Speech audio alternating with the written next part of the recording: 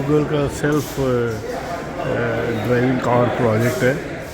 ये अब इन्होंने इसका नाम बदल के वेमो कर दिया, वेमो फारफ्लाई। ये उसका रेफरेंस व्हीकल है जो इन्होंने किया है। इसके अंदर कुछ भी नहीं है, कोई स्टीयरिंग व्हील नहीं है, कोई चलाने वाला नहीं है, कुछ नहीं है। This is how the self-driving vehicles will be designed ultimately. Who hasn't used a computer today? Oh, no, okay. Because we all use them all of the time, right? You know, both explicitly sitting in front of a screen, working on a report, sending an email or whatever, but also implicitly because they're built into everything else that we use. You know, whether it's your washing machine, a microwave oven, a modern automobile, the computers are everywhere. And if they all stop working, well, life as we know it simply wouldn't be possible. So in this exhibit, we're going to explore a little bit of the story of how we come to be in this state. Now, we'll find it's a story very much of incremental steps, one idea building on another. You know, we know it today. This year's model is better than last year's, smaller, cheaper, faster, and so on. But over the last few decades, those changes have added up to a transformation, not only in the computer business itself, but in our personal lives and in society as a whole. Along the way, we'll also see there have been some big ideas, usually an inventor working to solve a very specific problem, comes up with a solution, and that solution.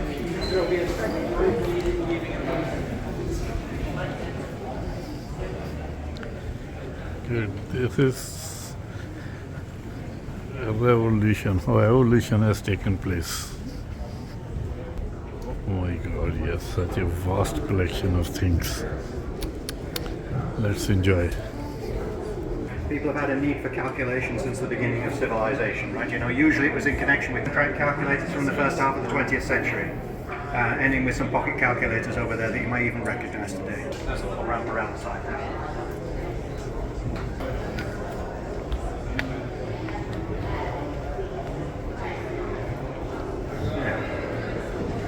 Now that lighted archway is meant to be symbolic of a major transition from that world of human computers with their hand crank calculating machines to the world of automated data processing. 1990, and it's an example of one of those machines conceived to solve a very specific problem.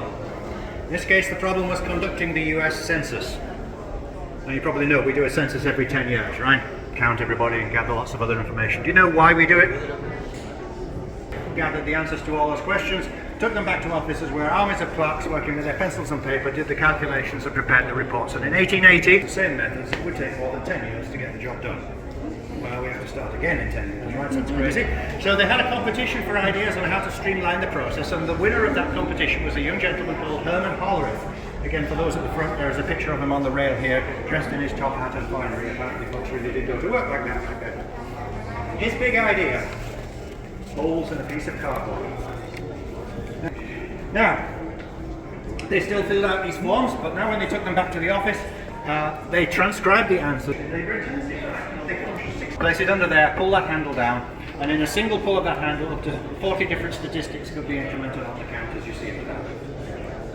And at the same time, all the farmers over to another one of these machines that's set up slightly different. He says you can punch that information on cards like this, they can travel around with the boxcars, you can gather them up, and then you can process them to do your accounts and so on.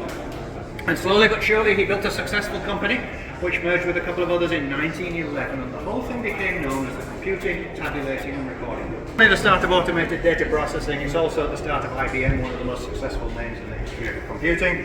They count their origins, that merger in 1911. So in the back of this gallery, we tell more of the story of IBM through the 1960s. And in the first half of the 20th century, this simple idea of holes in a piece of cardboard. More of you just move around, just a little bit further around here, we can get everybody to see. What I'd like to look at is a machine that became known as ENIAC, one of the first digital electronic machines. And once again a machine conceived what they call firing tables, books of numbers that you would use to aim a piece of art.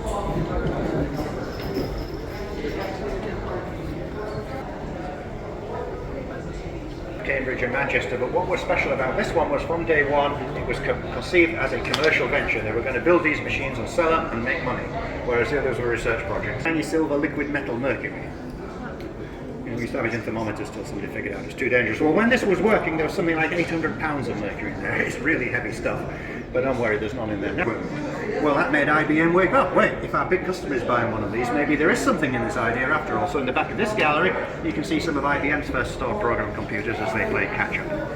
Now, just remember, they were largely developed by the military in the early days, reduced systems, things like that.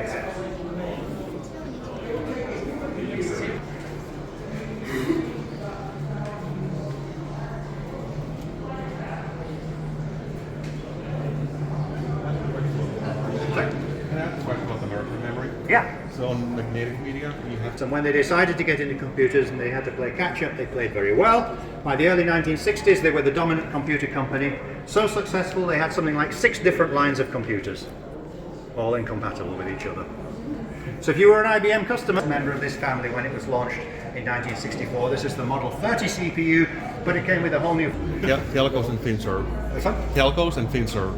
That's one certainly, and I'm thinking of banks. You know, you put your piece of plastic in that machine at 3 o'clock in the morning and expect it to give you some money while a mainframe computer somewhere keeps track of that. Or maybe you booked your next airline ticket on Travelocity and you show up at the terminal and they're expecting you. Well, probably some mainframe computer somewhere kept track of that. Transistors were invented in 1947 by Bell Telephone Laboratories by people interested in that. Here and just to the left.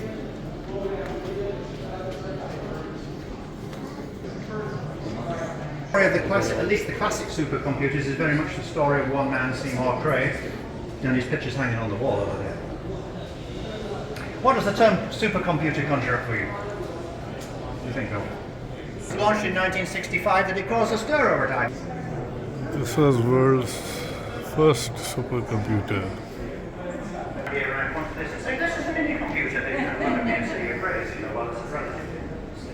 So while we had IBM building those mainframes and Cray building his supercomputers, another group of people on the east coast of the US had a different idea. Well, PDP-8. Now, for whatever reason, they didn't call it a computer, they called it a programmed data processor. But $18,000.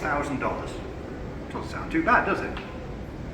Well, except in 1965, that was probably the cost of your house here in Sydney. Anywhere, you just plugged it into a standard outlet, turned it on, and it's ready to go. Unlike that mainframe, which is behind glass panels in an air-conditioned clean room, and only the chosen few are allowed to touch it.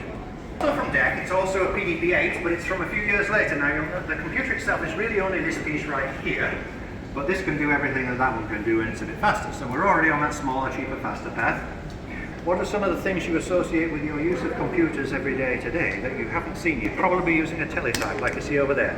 Clunky mechanical keyboard that you found a way on, and a printing device that can produce a staggering 10 characters a second. They're increasing in numbers, but if they're going to come to us ordinary folks, something has to change, right? So let's go through that archway. The 1401s that we have out there, each is 12 kilowatts.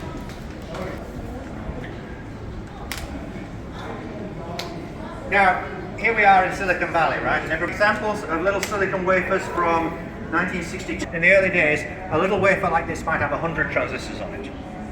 And then you would chop it up into tiny little pieces, package each one up in one of those little... It makes it look like nothing interesting happened until about the year 2000. The scientists would plot it like you see on optics.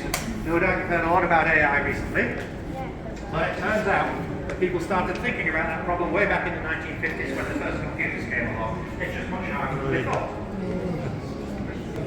Then we have a gallery devoted to the use of computers in fields like the arts, music, graphics and so on.